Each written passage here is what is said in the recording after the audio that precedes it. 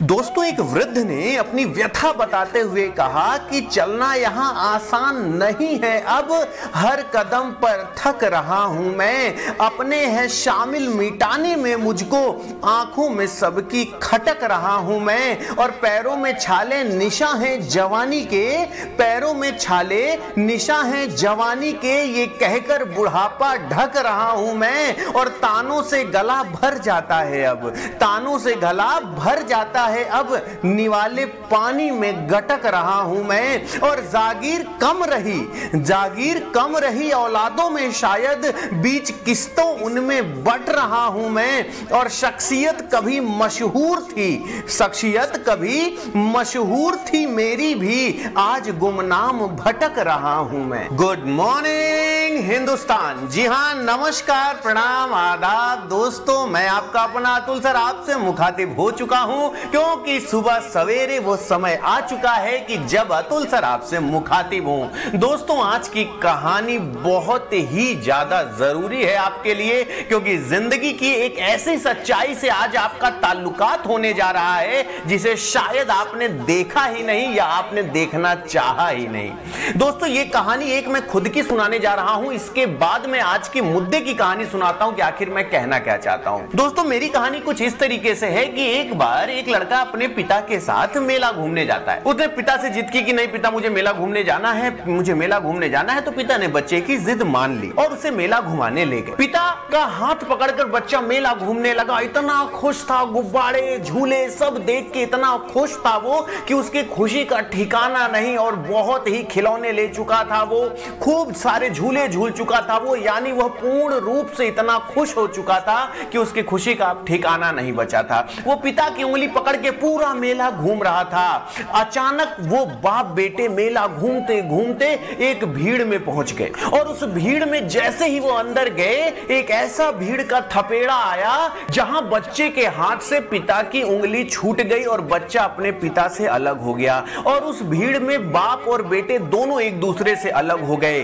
फिर मैंने देखा कि वहां पे वो लड़का एकदम दिल खोल के रो रहा है, मुझे पापा चाहिए, और इतना रोया। लेकिन दोस्तों, मैं उस जगह खड़े होके ये नहीं समझ पाया कि वो बच्चा मेला घूमना चाहता था, उस बच्चे को झूले चाहिए थे, गुब्बारे चाहिए थे, और जो कुछ चाहिए था उसे सब कुछ मिल रहा था, लेकिन वो क्यों रो रहा था? सिर्फ उसके एक पिता की उंगली ही तो छूटी थी। मेला तो वही है, झूले वही हैं, खिलौने वही हैं, दुनिया सब वही है, लेकिन बस वो एक हाथ में जो पिता की उंगली थी वो छूट गई थी, और केवल उस उंगली के छूट जाने से वो सारी चीजें उसके लिए नश्वर हो गई थी। अब उसको किसी भी चीज से कोई मतलब नहीं, उसे सिर्फ पिता की उंगली चाहिए थी। तो मुझे बस यही नहीं समझ में आता कि क्या आनंद उस मेले में था या आनंद केवल उस पिता की उंगली में था जो वो पकड़ के पूरे मेले को घूम रहा था। तो दोस्तों, ये बात आपको समझनी पड़ेगी कि जब भी आप पिता का उंगली पकड़ के चलते हैं, पिता का छत्र छाया आपके ऊपर होती है, तो दुनिया की हर कठिनाई, हर समस्या आपको आसान लगने लगती है। लेकिन वही पिता जब नाराज हो जाए या आप उनका आदर करना बंद कर दें, तो कहीं ना कहीं दोस्तों दुनिया वही है, मेला वही है। लेकिन यदि आपके हाथ में पिता की उंगली नहीं है, अपने बुजुर्गों का सहारा नहीं है, बुजुर्गों का आशीर्वाद नहीं है, तो दोस्तों याद रखिएगा कि जीवन का मेला वही है, जीवन वही है, दुनिया वही है। लेकिन कहीं ना कहीं जब आप किसी समस्या में रहेंगे, परेशानी में रहेंगे, तो दोस्तों उस छांव से वंचित रह जाएंगे। क्योंकि दोस्तों किसी का कहना था कि संस्कार और रोटी कभी गूगल से डाउनलोड नहीं हो सकते।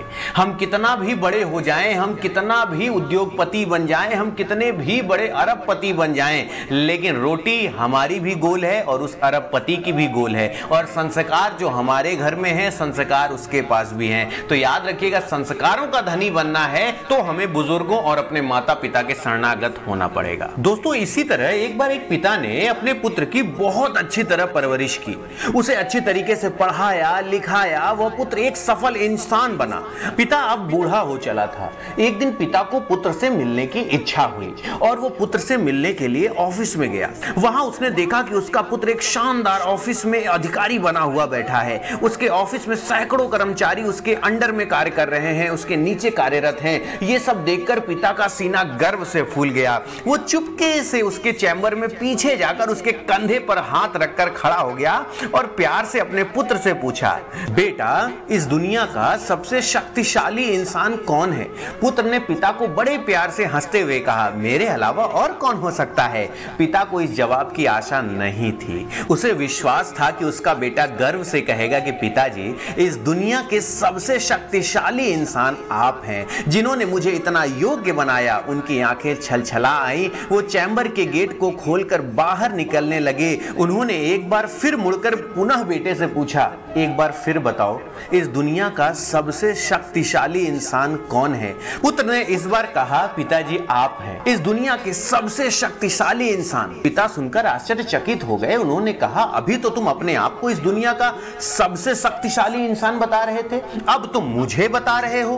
पुत्र ने हंसते हुए उन्हें अपने सामने बैठाते हुए कहा, अरे पिताजी, उस समय आपका हाथ मेरे कंधे पर था, और जिस पुत्र के कंधे पर या सिर पर पिता का हाथ हो, वो पुत्र दुनिया का सबसे शक्तिशाली इंसान ही तो होगा ना पिताजी। और ये सुनकर पिताजी की आंखें भर आई। उन्होंने अपने पुत्र को कसकर अपने गले लगा लिया और कहा, सच है, जिसके कंधे पर या सिर पर पिता का हाथ होता है, वो इस दुनिया का सबसे शक्तिशाली इंसान होता है। और सदैव बुजुर्गों का सम्मान करना चाहिए, यही बच्चा मैं तुम्हें बचपन से सिखाता आया हूं, और आज तुम उस बात पर अमल किए। ये मेरे जीवन की सबसे बड़ी सफलता रही। तो आशा करता हूं कि आप सब भी इसी तरीके से अपने घर में बड़े बुजुर्गों का सम्मान तहे दिल से करेंगे, उनको ये एहसास दिलाएंगे कि उनका नाती, उनका बेटा, उनका पोता इस जीवन का उनके लिए सबसे बड़ा वरदान है, और उनको इतनी खुशी दिलाओ कि जिंदगी तुम्हारी यही जन्नत बन जाए,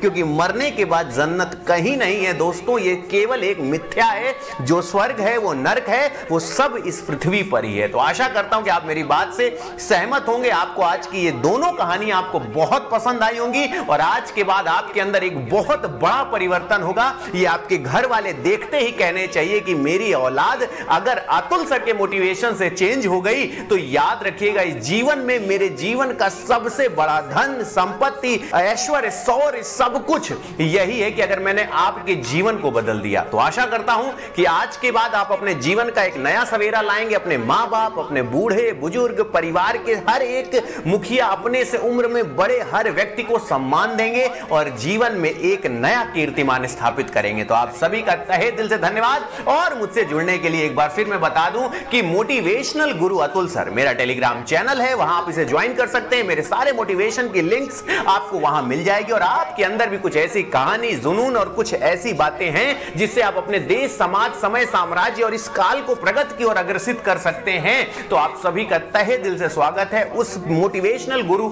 अतुल सर में अपनी कहानी मुझ तक पहुंचाएं, और मैं आपकी कहानी पहुंचाऊंगा पूरे हिंदुस्तान तक। तो thank you so much for your love and support. Always be happy dear and enjoy every moment of your life. Thank you so much. Thanks a lot. Thank you.